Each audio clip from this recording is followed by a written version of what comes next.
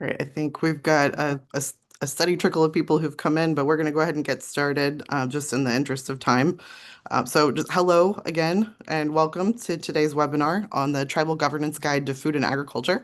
The Indigenous Food and Agriculture Initiative team is really excited to share this new resource with you today and to talk through some of what's in the guide. We don't want to give you everything that's in the guide. We want you to dive in and look for yourselves, but I'm excited to share just some highlights with you and have some special guests to share some of their stories as well. Before we get started, I do have a couple of housekeeping items. So we will be recording today's webinar. You may have seen the recording notice pop up just to let you know. The video, once it's ready, will be hosted on our YouTube channel, which you can find a link to on our website. We'll also have a time for question and discussions at the end of the webinar today. So if you want to ask a question or make any comments, you can use the raise hand feature in Zoom. If you're on a desktop like me, that should be located at the bottom of your screen. It's usually in the More menu. If you're on the phone, I'm not entirely sure where it is, but I know there's the feature on the phone as well. You can also type in the chat or in the Q&A box if you have questions or comments there.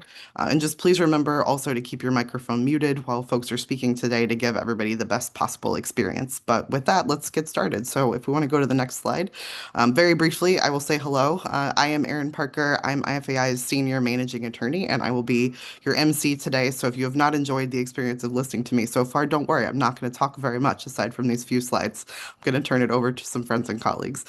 Next slide, just to get my stuff out of the way. Today, we are launching this new resource. This is the Tribal Governance Guide. We have developed this as the Indigenous Food and Agriculture Initiative team for tribal nations as they explore the many different pathways that there are in investing in tribal food systems, economies, and communities all through agriculture. We know that there's no one-size-fits-all solution to tribal food sovereignty, so our goal with this guide was really to lay out some very clearly defined and navigable pathways that will offer plenty of flexibility and space for tribes to tailor them and meet their own individual needs and goals. Some of these pathways, though, can be pretty complicated, and we also wanted to use this guide to really break those complicated processes down a little bit for you into practical action steps that you can take to accomplish your goals. So today's webinar is going to give you a high-level overview of what you can find in the guide, along with some real-world examples from tribes that are navigating these pathways right now as they engage in food sovereignty efforts. Go to the next slide. Wanted to take a quick moment here also just to express our gratitude to the W.K. Kellogg Foundation for the generous support that made this resource possible. We have many, many thanks to the W.K. Kellogg Foundation for your support not only of this work, but your commitment to supporting tribal sovereignty and improved healthy food access for families and children in tribal communities all across Indian country. Couldn't do the work without you. Next slide. So in our time together today, just a brief roadmap, we will cover some highlights from the governance guide, as I mentioned, just to give you a sense of what kinds of opportunities and resources you can find within the guide.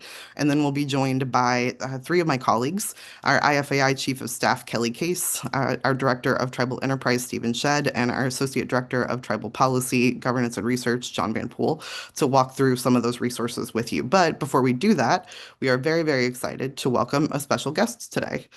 We have with us Dr. Jan Heyman, who's the Secretary of Natural Resources for the Osage Nation. And Dr. Heyman's going to talk with us a little bit up front about the Osage Nation's food sovereignty efforts, the work that they've been doing, and just the variety of resources that they've used as a tribal government to develop those efforts for the nation. So, Dr. Heyman, thank you so much for joining us today and taking time to be with us and sharing some of Osage Nation's incredible work. The floor is yours. Great. Thank you for having me. I really appreciate it. I was going to start with just a quick overview of kind of where we are with the nation in terms of our food sovereignty efforts.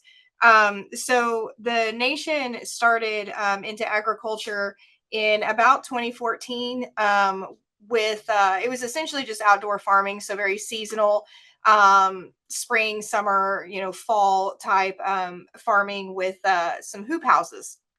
So we had done that for a few years, and then the COVID pandemic came around, and that really shined a light on the need to do things a little differently within the Osage Nation. So one of the big issues we had, like other tribal nations, I'm sure across the country, was that we have a cattle ranch and bison herd.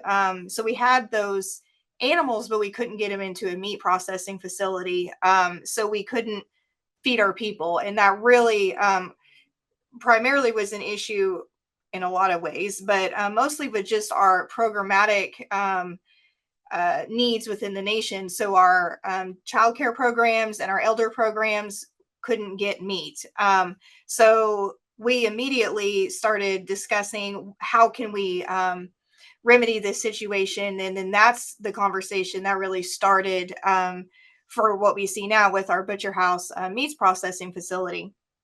And then on the produce side, we had been growing produce, like I said, seasonally outdoors and with hoop houses, but there was a huge need in terms of being able to produce year round. So that really started the conversation for our Harvest Land farm. So our Harvest Land farm now is a 40,000 square foot greenhouse.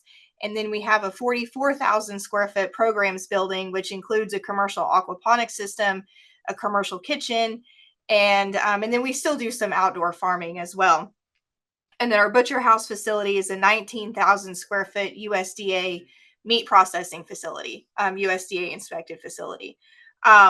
So that was a very quick rundown of kind of where we got to where we are today. One of the things that we really spent a lot of time on when we were developing these programs is where these programs were going to be situated. And for us, it made sense for those programs to maintain within the oversight of the tribal government.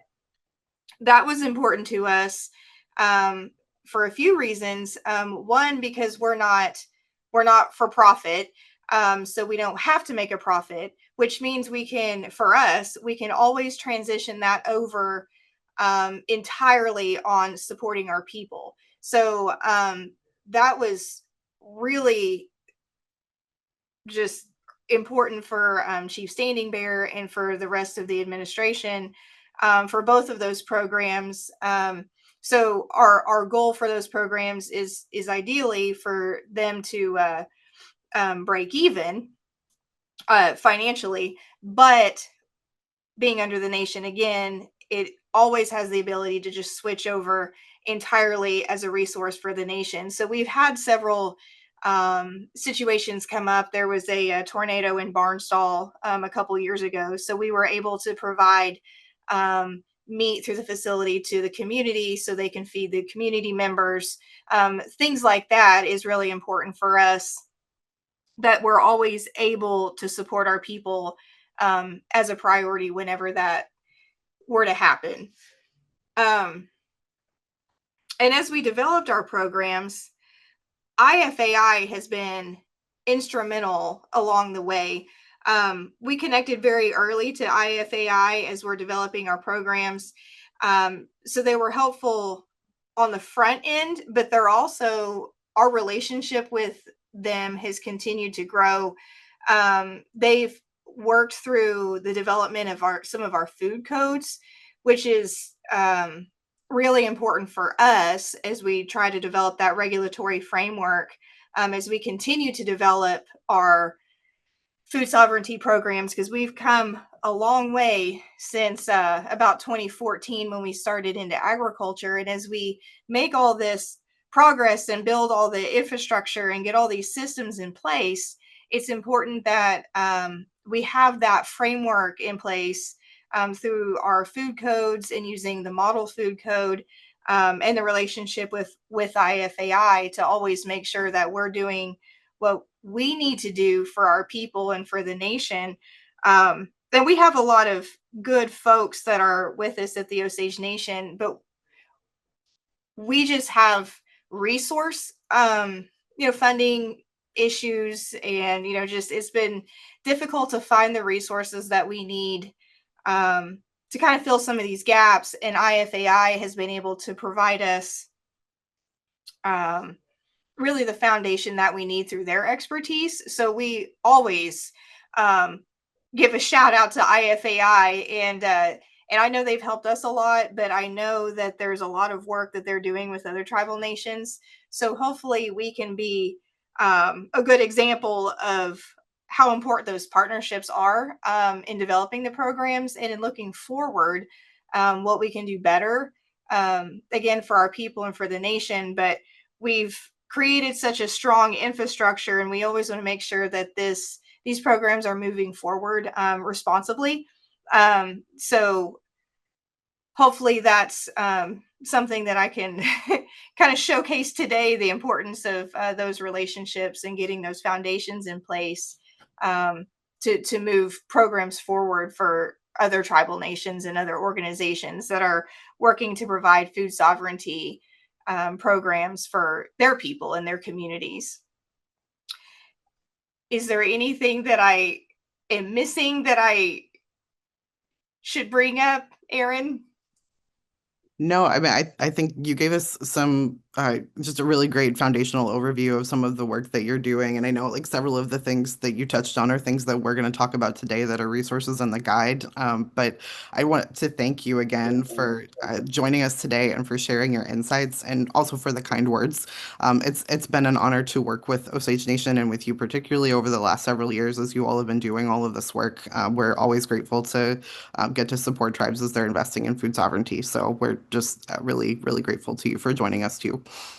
Well, thank you. I appreciate it. And thanks to the IFAI team. Absolutely. I know many of the things that Dr. Heyman touched on are really relevant to tribes across Indian country as they're doing that work of expressing sovereignty in agriculture and food systems, like the decision point that you mentioned about financial generation versus like service provision in standing up food sovereignty programs is absolutely such a fundamental matter. So thank you for touching on that for sure. But we really, really appreciate you. We are going to turn now to some of the pathways to food sovereignty. I think Dr. Heyman set us up really well to transition to the next part of today's presentation because we're actually going to talk about some of the practical resources that are in the guide. And some of these things are things that we've worked with Osage Nation on, as Dr. Heyman mentioned, especially our model food code. So for now, I'm going to turn things over to my colleagues, and you're going to hear first from our IFAI Chief of Staff, Kelly Case. She's going to talk to us a little bit about tribal law and policy development in agriculture. So, Kelly, over to you. Shakara, folks. Happy to be with you today. Almost like we planned it, right? Dr. Heyman getting to highlight the model tribal food and ag code, and I get to tell you a little bit about how that takes shape within our governance guide. Art, if you want to scoot to the next slide, I'll tell you a little bit about one of the first tools that we discuss in the governance guide, which is our tribal food and agriculture code. Now, this is a code which provides a legal framework, right, to support tribal sovereignty in food and agriculture. Now, the whole code, which we have available as a resource, is 19 chapters, but that might feel like a big undertaking right at the beginning. And we understand sometimes you have to start with really actionable steps, which is what this guide is designed to create and provide for tribal nations. So, with that understanding, this guide highlights 3 specific chapters that are fantastic jumping off points for tribes as they work to establish or to expand their governance around food and agriculture systems. So I mentioned that codes are codes are a legal framework. They're a collection of laws, right? They serve as a legal foundation and provide stable, predictable, reliable environments, which in turn encourages growth, social well-being, promotes public health, safety, welfare, all of the good stuff, right? Now, tribal governments have an opportunity to pursue this pathway right now under their own power and through their own sovereignty of creating tribal food and agriculture codes. Now, the governments who choose to tailor and adopt and implement these food codes do so much to support their efforts to grow agriculture systems and support their citizens working to navigate those systems as well. And again, might sound like a big undertaking, and I'm glad that Dr. Heyman mentioned that we stand ready to support you in that at IFAI. Tribal governments are never alone in doing this work. We highlight the chapters here in the governance guide, give you really actionable steps, but we know how important it is that you have a person on the other end of the phone to go with these resources as well. And we're excited to be able to be that person on the other end of the calls for tribal governments as they navigate this process. So, Tribal Food and Ag Code, at its core, right, is a strategic guide for building resilient and thriving ag sectors in Indian country. We created it at IFAI as a jumping off point. You heard Aaron mention it earlier, and I'll repeat that refrain again. We know that one size fits all does not work in Indian country. So this model language is a jumping off point. Tribes can and absolutely should tailor the language that we highlight here to reflect their own individual priorities, values, and economic goals. And again, we're here to help with that as you move through the process. So we've highlighted the 3 chapters here that we're going to talk about and are highlighted within the code. Now, these 3 chapters of the 19 serve to create a foundation from which tribal governments can build and grow their governance around food and ag systems. The first chapter we're going to highlight, shockingly enough, chapter 1, is one that sets tribes off on a solid footing and a solid path as they begin to grow their efforts here. So beginning at the beginning, establishing tribes' clear legal and regulatory authority over their food and agriculture, which is, of course, a critical component of their sovereignty. It also does the thing which is addressing the creation of a dedicated Department of Agriculture. Now, this department may come in a number of names: a Department of Natural Resources, an Environmental Department, a Resources Department, but Department of Agriculture is a good catch-all name. The function of this department can take a number of different forms depending on what the tribe's needs are, but what it serves to do is centralize and streamline ag, food, and policy related activities in this area. It also becomes a focal point for agriculture and natural resources in the tribe, not only internally for the tribe itself, but also for community members, for citizens, for external partners who are learning to work with tribes as we all navigate this process. It serves to foster the development of subject matter experts within the tribe too, as well. We're creating a place for their expertise to live and to thrive in the tribal governance structure. This all works to also serve the long-term stability and success of not only the immediate food sovereignty efforts of the tribe, but their long-term planning around it as well. Things like agriculture resource management plans, which I know my coworkers will highlight as we continue to talk about the resources in this guide. All right, we can move to the next chapter. I'll also highlight chapter 18 in this guide. I think we all know it takes many hands to steward our resources and to help get food from our fields to our plates. So chapter 18 is particularly important as it focuses on ag labor, those laws that support the workforce tied to our agricultural efforts. Now, again, we understand the need for flexibility in Indian country. So the goal of this chapter, and it's highlighted throughout the guide as well, is to create a solid framework with enough room for tribes to tailor and create specific changes to the code that best reflect their current circumstances, considering their food systems, their considerable labor force, and all of the other factors contributing to the tribe's agriculture efforts. In every case, this chapter provides a foundation for a comprehensive code that protects our workers and creates economic stability along the way as well. We can move on to chapter 19. The final chapter we highlight in the code is around agriculture business entities and the Uniform Commercial Code. No, I will not be saying that 5 times fast, but you can read it as fast as you want in the guide every time. This chapter highlights a few different other model codes available, as well as exploring IFAI's work in this as well. So agriculture business entities, right? We know that we have tribal producers all across the country, and many of them choose to form businesses around their agricultural efforts. So providing a detailed guide on the formation and regulation of ag businesses within tribal frameworks creates one pathway for tribal producers to access this business formation. It also creates a pathway for tribal producers to manage some of the risks associated with ag businesses, right? It's not every business you get into where you have Mother Nature as a business partner and all of the changes that come with that. So allowing an opportunity for tribal producers to find that risk management opportunity and do so by accessing their own tribal resources is, again, another support mechanism for growing your systems and your producers in this process. This chapter also highlights and discusses the Uniform Commercial Code and Model Tribal Secured Transactions Act. So both of these support economic development in Indian country. They're widely accepted across a lot of jurisdictions or different areas under different areas of control. And they serve to reduce the risk of uncertainty across jurisdictions, right? Promoting consistency of legal application. I know and you know, in Indian country, folks are very likely to do business both inside and outside of their tribal jurisdictional boundaries.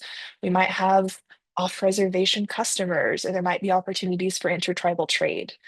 So, Chapter 19 highlights the importance of consistency and application of these laws across jurisdictions. It makes doing business across these multiple jurisdictions easier to navigate. It also might make doing business in Indian country more attractive to external partners who may otherwise opt out due to their unfamiliarity or perceived risk. They see something familiar, it makes them more comfortable in doing those businesses. So, those are very short looks at the 3 chapters we've gotten to highlight in our governance guide. But important to note, you get to start with these foundational chapters, right? It's a starting place and clear actionable steps. Tribes choosing this pathway get to lay a groundwork for really long-term success and self-determination. They ensure their ag policies and practices also align with their own unique values and goals. So 3 chapters to get you started. The model code exists outside of that, and we stand ready to help tribal governments as they navigate this process. With the appropriate code language, tribal governments serve to strengthen their governance efforts. They support local entrepreneurs and improve food security for their citizens. And they do all of this for greater resource management. We're really proud at IFAI to support tribal governments in this work through our model code and the other resources, which I'm excited to hand it over to my colleagues to tell you more about.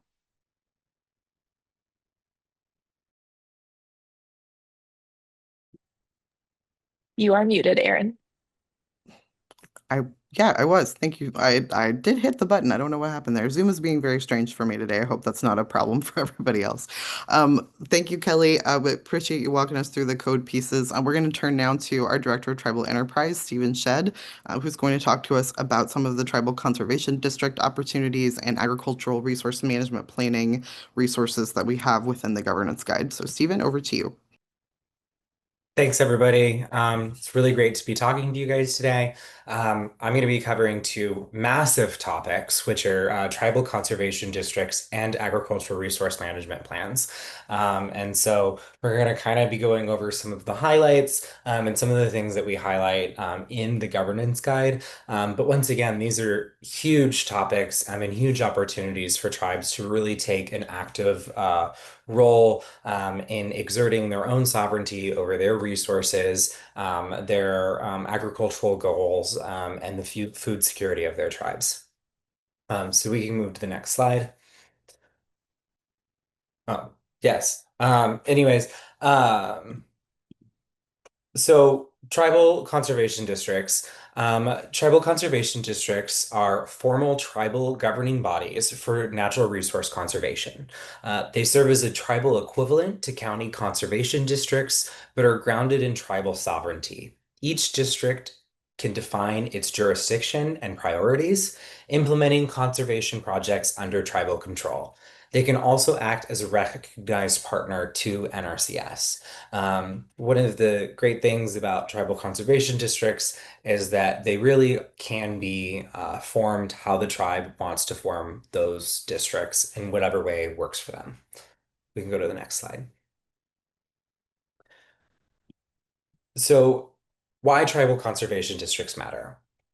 So few tribes actually have tribal conservation districts, yet we've seen that those that do have tribal conservation districts have been able to significantly leverage them to help create better government-to-government relationships with groups like the Natural Resource Conservation Service and other groups at or agencies at USDA, as well as BIA, nonprofits, and other things like that.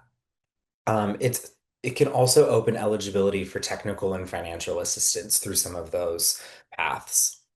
Tribal conservation districts can also bring traditional ecological knowledge into projects like grazing, erosion control, and water management, which can help blend cultural stewardship with more modern practices or conventional practices. We can go to the next slide. So core functions, resource inventory and conservation planning.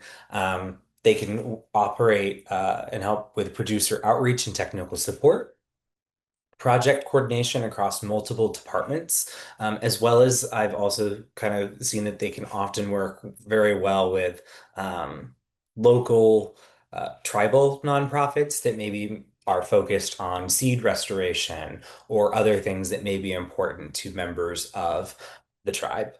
And they can also help with the implementation of tribal priorities. So being able to function as an on-the-ground manager of conservation work, tribal conservation districts can help conduct that resource assessment, coordinate programs across land and natural resource offices, and can support producers through training and cost share projects. This can help unify agriculture, environment, and economic development departments under one conservation framework. Next slide. So how is a tribal conservation district formed? So the process begins first with identifying conservation goals, like watershed health or rangeland restoration, and then establishing the district's boundaries and governance form. Boards can include local producers, land users, as well as tribal officials, tribal elders, and anyone sort of really that the tribe would like to include on these boards. And a tribal resolution formally establishes the conservation district, and a mutual resolution with NRCS grants recognition and access to federal collaboration and funding. And so you can kind of see through this governance guide, we talk a lot more about, the nuts and bolts of how a tribal conservation district is formed. And as Kelly had mentioned before, a lot of this governance guide is really supposed to be a jumping off point. If there's ever, questions that come up as you're looking into a tribal conservation district, want to know more information about what tribal conservation districts have been able to accomplish, IFAI is always here as a resource for you on that. So we can move to the next slide. So tribal conservation districts in action. Um, we've seen a couple different tribal conservation districts that have been able to secure funding for projects, complete projects, and make progress on their conservation and agricultural goals. The Duck Valley Tribal Conservation District was able to leverage 3 million in RCPP funds to use towards water restoration, irrigation, and stream projects. The Choctaw Nation Tribal Conservation District has been able to deliver local services that reduce producer costs, such as soil testing and equipment rentals for local producers. And the Blackfeet Nation, they were able to pioneer and integrate some of their agriculture resource management plan goals, which we'll talk about here in a second, and really utilize their tribal conservation district to help implement and the goals of their agricultural resource management plan, as well as water improvements and other projects that have been able to strengthen both their conservation and their governance capacity. We can move to the next slide. So tribal conservation districts and federal partnerships. Tribes may sign a mutual agreement, and the tribe becomes a recognized conservation partner to USDA. This allows the tribe to design and manage NRCS programs like EQIP and CSP directly, and these agreements mark a shift from being program recipients to being equal co-managers of conservation delivery. So go ahead and move to the next slide. So now we're going to kind of shift gears and talk about agricultural resource management plans. That's something that can also work very well with a tribal conservation district. So agriculture resource management plans were created underneath the American Indian Agriculture Resource Management Act, commonly referred to as ARMA. And they can be tribe-led plans for agriculture and resource use. They can cover land, water. It says forests in there, but that is incorrect. The one thing they cannot cover is forests, but they can cover grazing and food systems. They're approved by the BIA and directed by tribal priorities. So the ARMPs can really provide a strategic roadmap for how a tribe manages their agricultural resources. And these plans can ensure sustainable, local driven management of tribal lands. They formalize the tribe's priorities for land use, conservation, and production while coordinating with BIA oversight.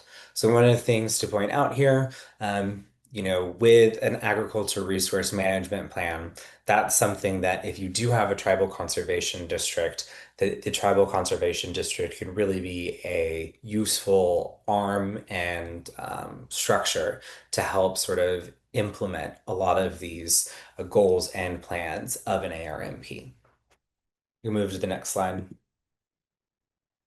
So, purpose and benefits of an ARMP. Um, ARMPs can replace fragmented BIA-driven plans with comprehensive tribal frameworks. One of the things that we see is that oftentimes how the BIA manages tribal lands is not really in line with the tribe's cultural or political or economic goals and values.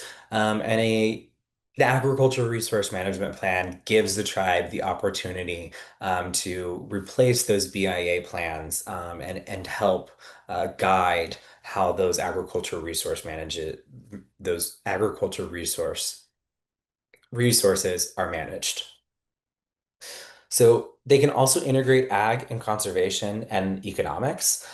So they can include a lot of different things. Your ARMP doesn't have to be just focused on a really narrow thing. It can be focused on a really narrow thing, or it can also look at how your agriculture resources work into the tribe's greater conservation and economic goals. The other thing that an ARMP can do is it can strengthen tribal eligibility for USDA programs. One of the things that we've seen is that tribes have been able to utilize ARMPs to show how funding opportunities at USDA or other agencies will help the tribe achieve those goals that are set out in their ARMPs.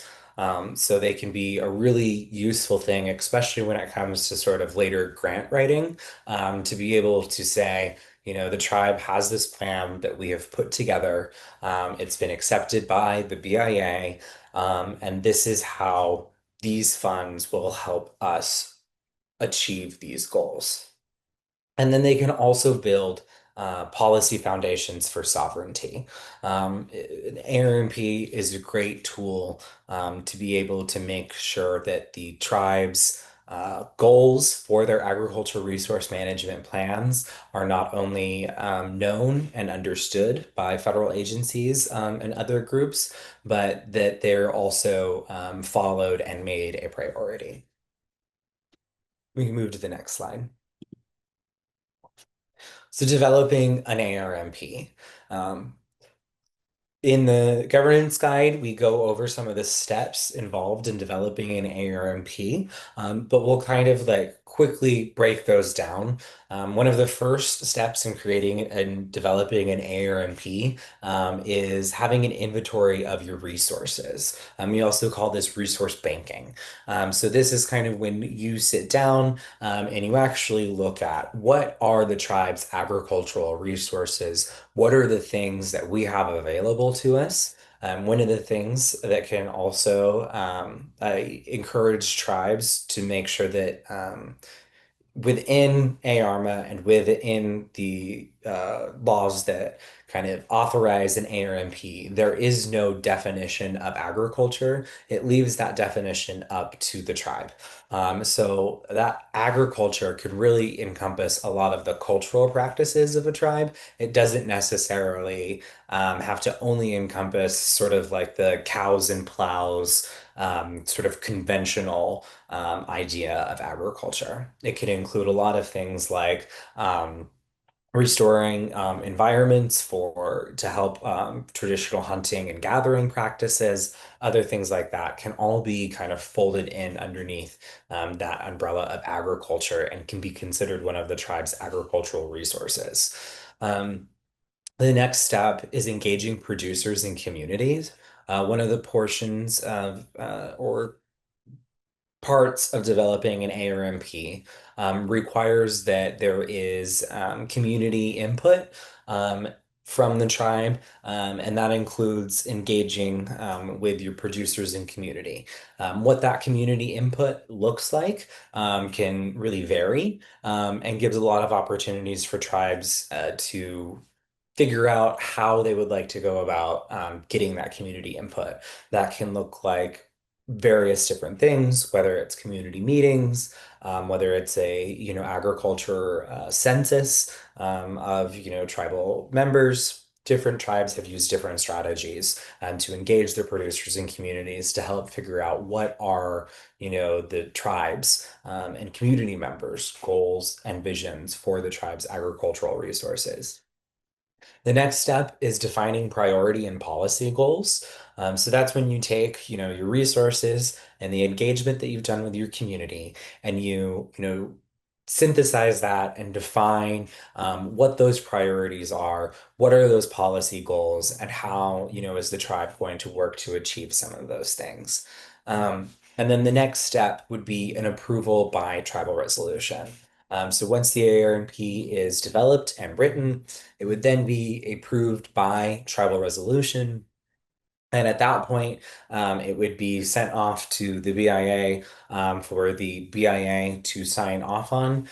So every ARMP is technically signed off on by the Secretary of the Interior, and actually kind of becomes an official governing document that also is supposed to bind BIA and how they also help the tribe manage those agricultural resources.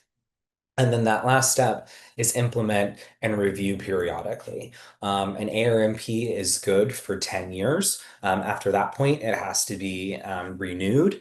And so occasionally you have to, review that ARMP, and then also working with your own tribal departments to make sure that, your own tribal departments are implementing those goals of the ARMP, and also working with federal partners such as BIA to make sure that they are following the goals of the tribe's ARMP. So we can move to the next tribe or slide. Linking ARMPs and tribal conservation districts, that's something we kind of talked about a little bit already.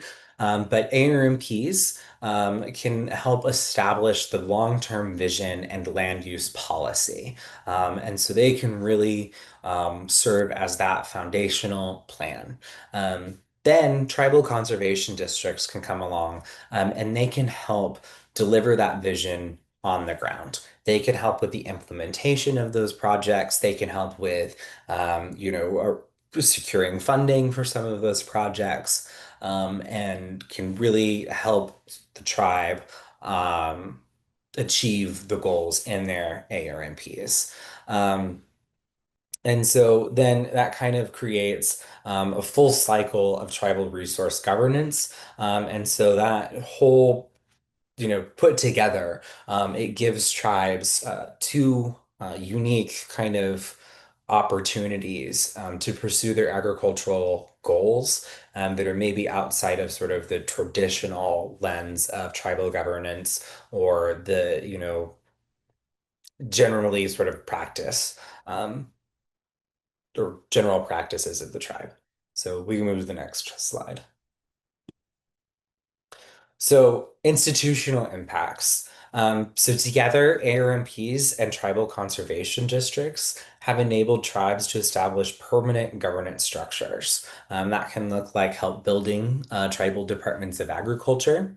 That can be helping to hire agricultural and conservation specialists. It can manage agreements. It can help manage federal agreements directly. And they can create enduring self-government governance systems and allow the tribe to start to build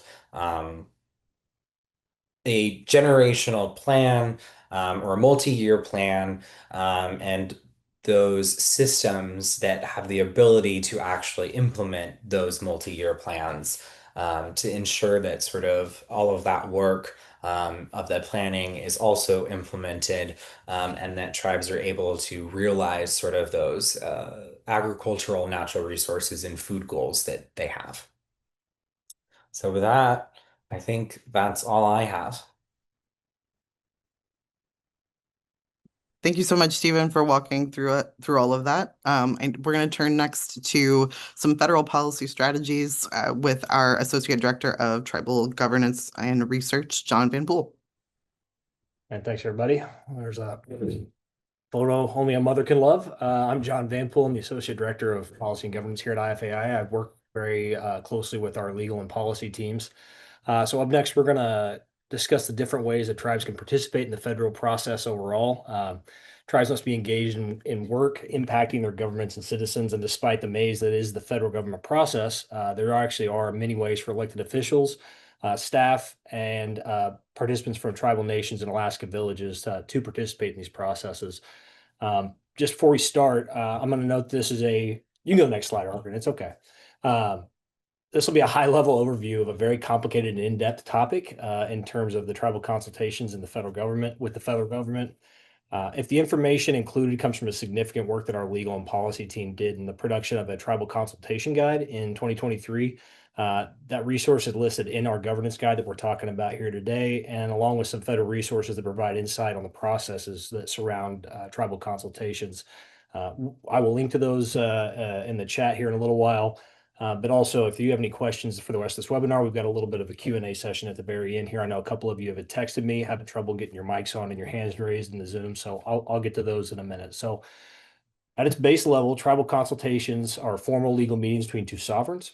They give tribes the opportunity to discuss directly with federal officials the impacts of federal laws and policies impacting tribal governments, tribal citizens, tribal communities, tribal jurisdictions. In the instance of tribal leaders supporting Indian country food and ag issues, these consultations often take place with the following federal agencies: U.S. Department of Agriculture, of course, U.S. Department of the Interior and the Bureau of Indian Affairs, and then U.S. Food and Drug Administration. Nation-to-nation consultations are conducted between elected tribal leaders or their designated proxies and federal consulting officers. I'll go into the specifics in the next slide, but the consultations are not fix-alls. I just want to cover that there are some limits in consultations. There's instances where federal consulting officials are unable to resolve issues raised by tribal leaders at a consultation. Understanding limitations of the consultation authority can help tribal leaders and their staff understand what obstacles to overcome before sitting down at the table. Next slide. All right, so how, where, and when should tribes consult? So tribes can request consultation at any time on any issue and should do so when informal discussions reach an impasse. For instance, if a program is designed to support tribal food and nutrition is not working as intended, or the program staff at the federal level appear unable or unwilling to address the issue, formal consultations may be required. Sometimes it is out of the authority of the federal staff or even the federal appointees to fix. Having this conversation on record is vital to getting some of these issues addressed. Before formally asking for consultation, tribal leaders and their staff should specifically identify between themselves what the issues are and what they'd like to discuss with federal officials. Most importantly, tribes should identify what they want out of the meeting. Wide-ranging discussions are a logical byproduct of these consultations, but tribes should identify specific changes in policies and programs or operations that they want. Be specific. Come to the table with what you want to change and what you need to see addressed.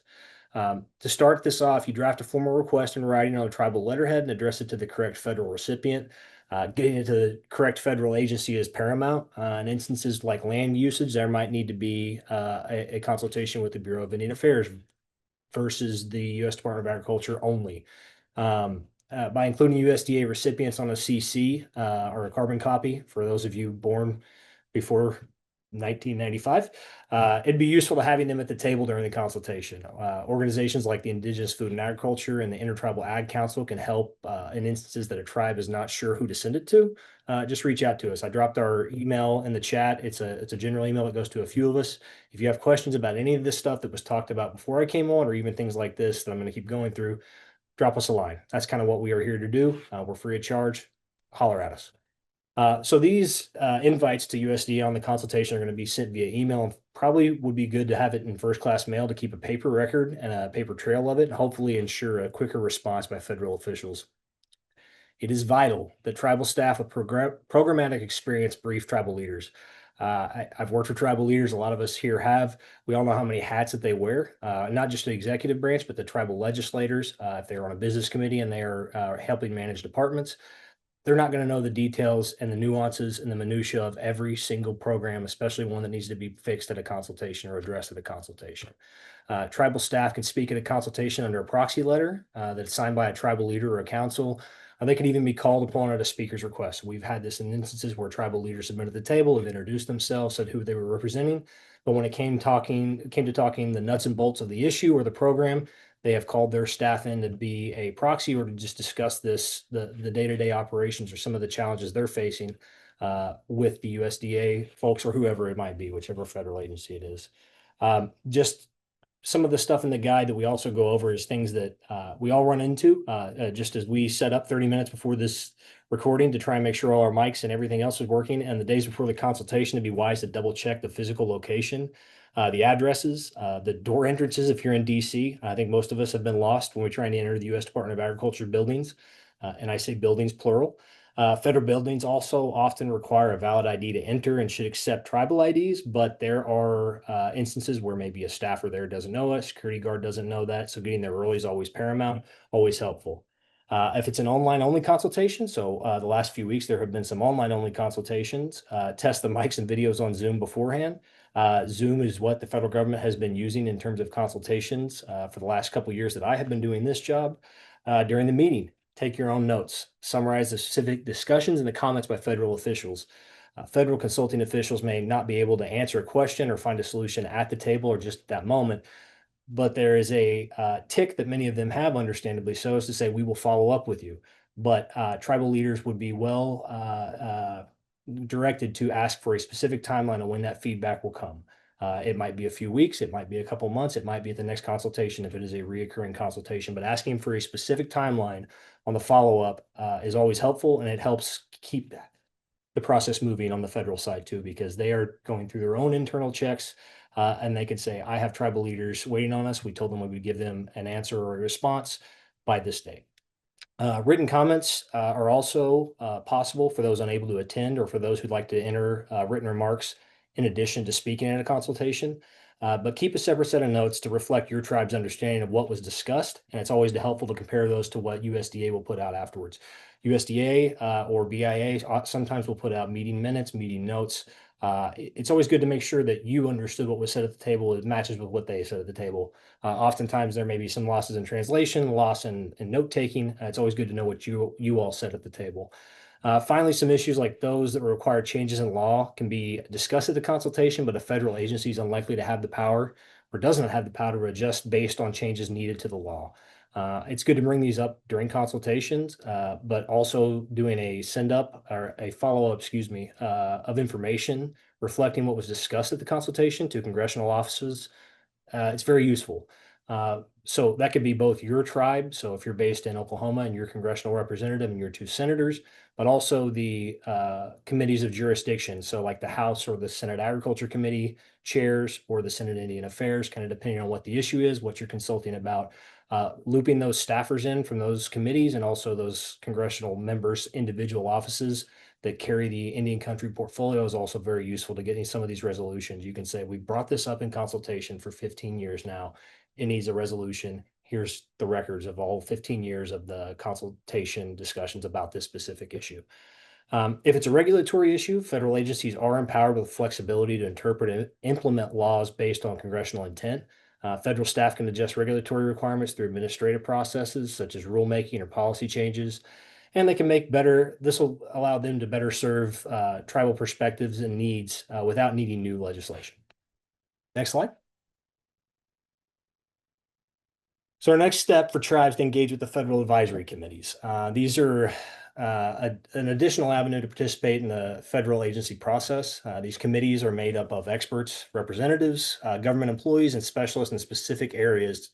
And they're typically engaged to develop policy recommendations for an agency's leadership on a specific topic.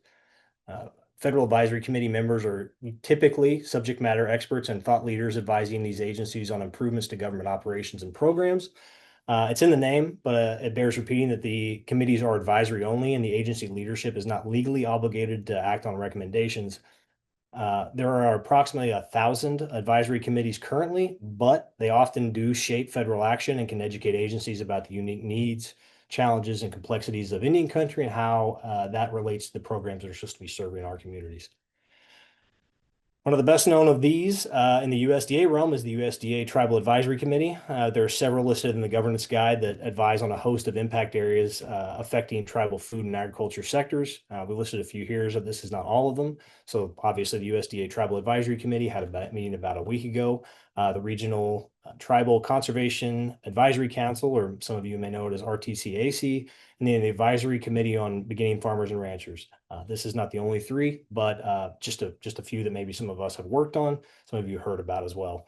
Organizations like IFAI will typically share out the notices of these meetings to ensure that tribes have visibility in the nomination process. Nomination processes vary between the different committees, but typically require a nominee profile, letters of recommendation, work relevance examples for the committee's subject area. Tribes can nominate a subject matter expert to any of the federal advisory committees when it has an open seat. When the nomination periods are open, the appropriate federal agency is going to publish a notice in something called the Federal Register, which I'll talk more about here in the next slide. All right. Oh, sorry, I missed my slide there. Tribal governments can also participate in the federal agency process by monitoring and responding to their actions. The feds issue volumes of notices annually on thousands of topics, from proposed rules on the way the federal program will be administered to notices about funding availabilities. So agencies need to make informed decisions about how to structure programs that account for unique complexities that the tribal nations may encounter. Federal agencies, understandably so, often lack the understanding of this from the local tribal perspective. In other instances, they may understand concepts broadly, but lack a nuanced view of the way the policies impact different tribal food systems. So every tribe is obviously unique. The stuff that works out for the tribes here in Wisconsin does not necessarily translate to the folks that are down in the Pueblos in New Mexico and Arizona.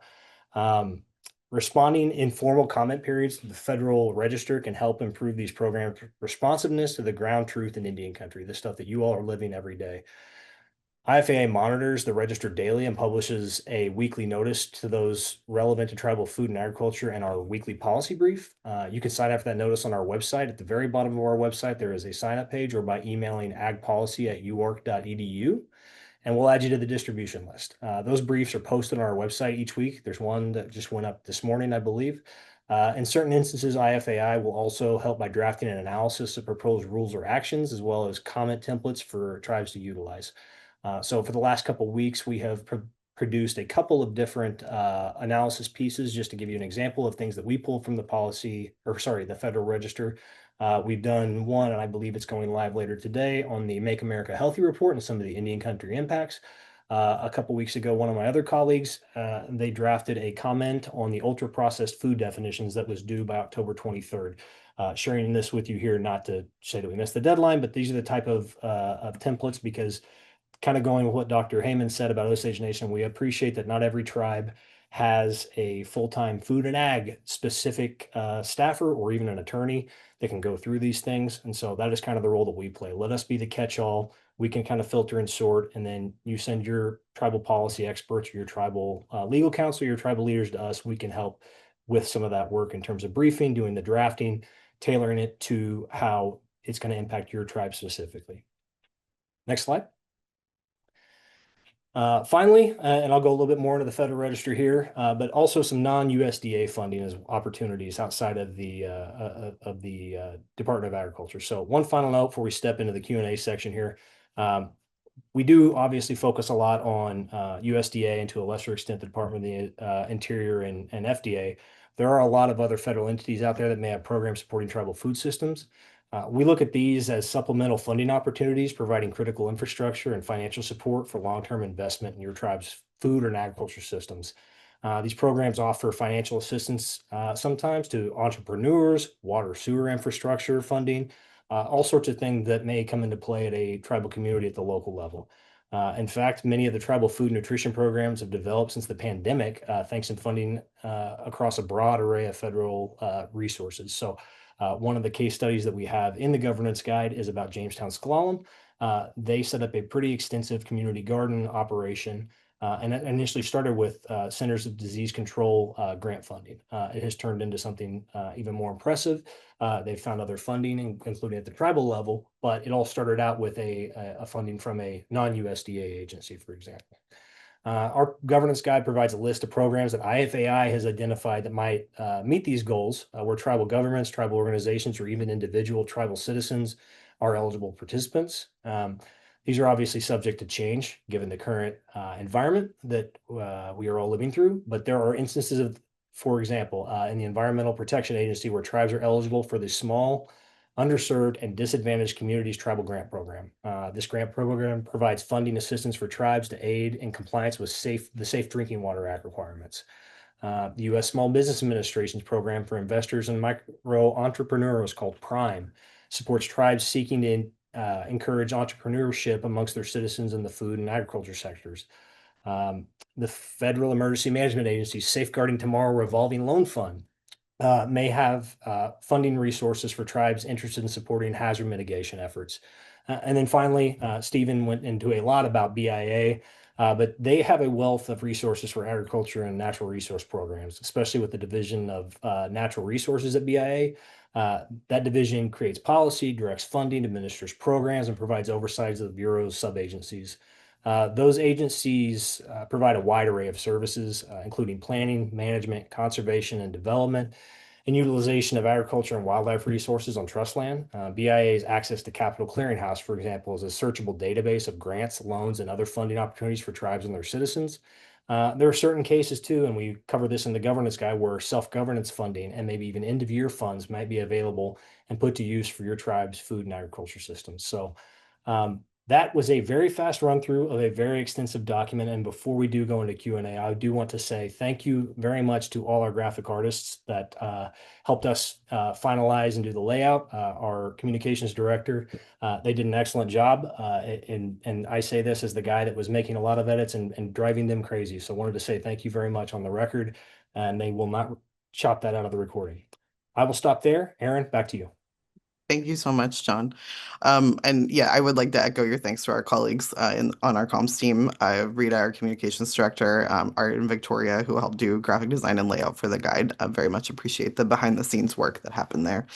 We do still have a couple minutes for questions. I know we're right up at the top of the hour, but if folks have questions, please feel free to ask them now. Just as a reminder, while you're thinking of questions, you can type a question in the chat if you want. You can use the raise hand feature. If none of that is working, you're also welcome to just unmute and ask your question or have some dialogue with us. So we've got a little bit of time for that. So I will leave some space for questions. Yeah, Contessa, I see your hand if you want to come off mute. Hi, thank you. I am not going to turn on my camera because I did not plan on being on camera. But I I work with a non-treaty tribe, and I know that a lot of this stuff is like it has a lot of power through the treaties. So I was wondering if you guys could sort of speculate on how that would or wouldn't impact how you guys would utilize these tools. Thank you. That's a great question. I mean, I think there are definitely still actions that are possible through the things that are outlined in the tool in the governance guide, even if you're not a treaty tribe. Like certainly like the things that John was talking about, like the resources that are available to folks, the consultation process, weighing in on all of those opportunities, are definitely things that are still open to you. I do try to take it as I'm a lawyer, so I can't do anything but say it depends because it's the best answer to all questions if you're a lawyer. So I think we'd want to know a little bit more probably about like what specific tribe you're working with and like the specific situation that you're in. But I mean, a lot for like federally recognized tribes and even for some state recognized tribes, a lot of the opportunities that are spread throughout the guide are still going to be actions that you can take. Particularly, for federally recognized tribes, like making like accessing things like ARMPs, developing a tribal conservation district, like those are all still things you can do, even if you're not a treaty tribe. The specifics and the navigating of the pathway might depend on your particular situation, and we're happy to work directly one-on-one with folks on that. So please reach out anytime. Happy to discuss further, but I hope that helps. Hey, Buck, I see your hand. Good to see you. Good to see you, Aaron. Couple things.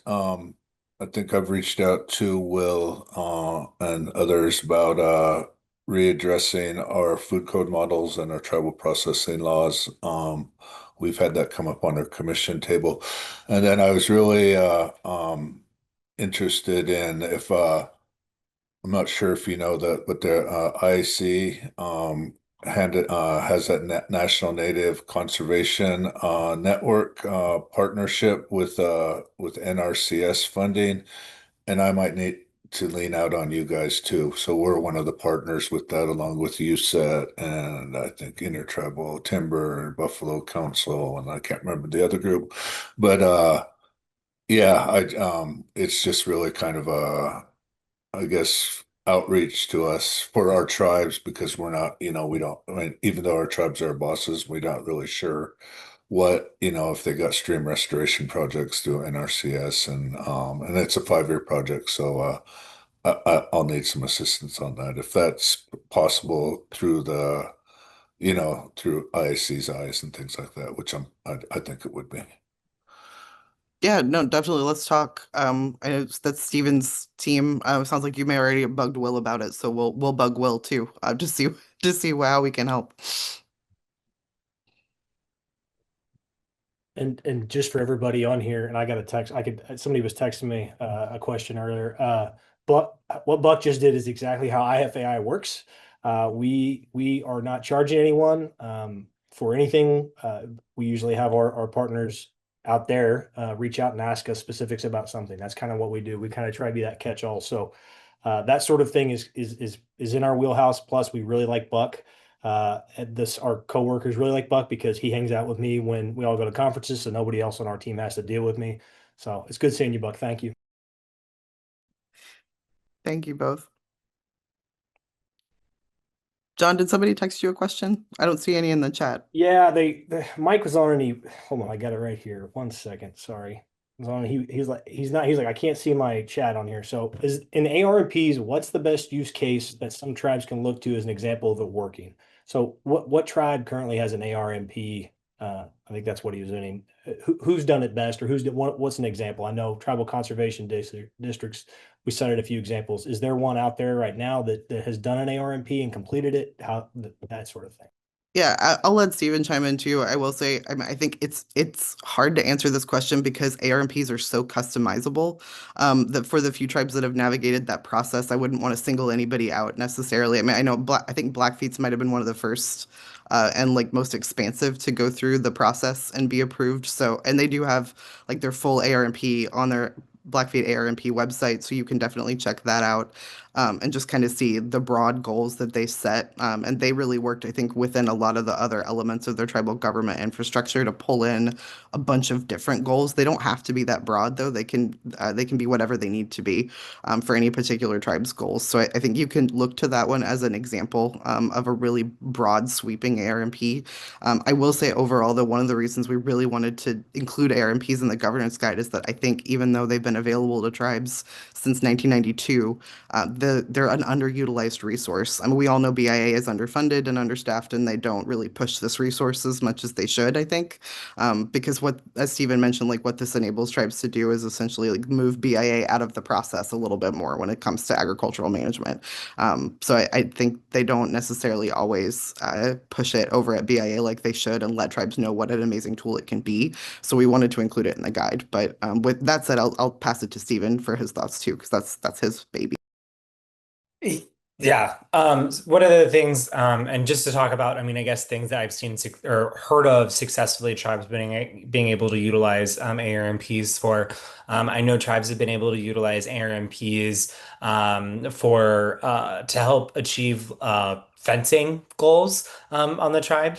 I know that they've been able to sort of highlight that, fencing, these rangelands are a very important part of these tribes' agricultural resource management plans. And they've been able to use those plans to then go to federal agencies like BIA and request end-of-year funds, different things like that, to then be able to utilize those funds for those fencing projects. Another instance I know of as well is that, and I'm not sure exactly which tribe this is, but I believe there's a tribe that, as part of their ARMP process, they really wanted to see more of their tribal leased lands being leased to tribal members, not necessarily just the highest bidder. And so I believe they included provisions that allowed a tribal member to sort of match the bid of the highest non-tribal bidder in order to sort of take over those leases or keep leases, and as a way to sort of keep more of the reservation land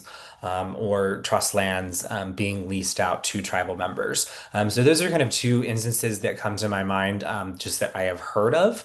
But I think there's a lot of opportunity and there's a lot of an ability to be creative. And I think that's one of the things that, so, would love to talk to you. Please reach out to me because I think there's a lot of ability for tribes to highlight what their goals are that maybe federal agencies aren't paying attention to, aren't really giving you, a lot of resources to help on, and be able to highlight those resources in a document. Because one of the things about an ARMP, and I think the governance guys goes into this a little bit more, is that it's not just a tribal document because it does actually get signed off by the Secretary of the Interior and the way that ARMA is written. It's also a document that BIA is supposed to be following as well, once it's been signed off on. So it's a tribal document as well as it becomes a federal document that the feds also need to follow as long as it doesn't violate, a statute or the Constitution or something like that. So there's a lot of ability to be creative and to sort of use an ARMP to help fix maybe those unique problems that you're experiencing on your tribe with your trust lands and agricultural resources. Thanks, Dave. Yeah. I know we're about 10 minutes over, so I don't want to, I never want to cut off good discussion, but I know people may have other Zooms that they need to hop to and other work to that they need to do. So we know tribal staff are very busy. So we're gonna close out here. But please, I know John put our email address in the chat and we can share that again. It's agpolicy@uark.edu if you want to reach out to us. We are a free resource and we are more than happy to talk anytime about any of these things. We also hope you check out the governance guide. We hope that it is a good resource for you and that you find it useful as you engage in food sovereignty efforts. You can find the governance guide and all of our resources on our website, which is on the screen, indigenousfoodandag.com. And finally, before we close, I just want to say thank you all so much for joining us today and taking the time to be here. Also, really quick shout out again to Dr. Heyman with Osage Nation for joining us to talk about their work, to the W.K. Kellogg Foundation for the support that made this guide possible, and to all of my colleagues for walking through so much of the guide today. We really, really appreciate everybody taking time to join us. So thank you all so much. We will see you out there.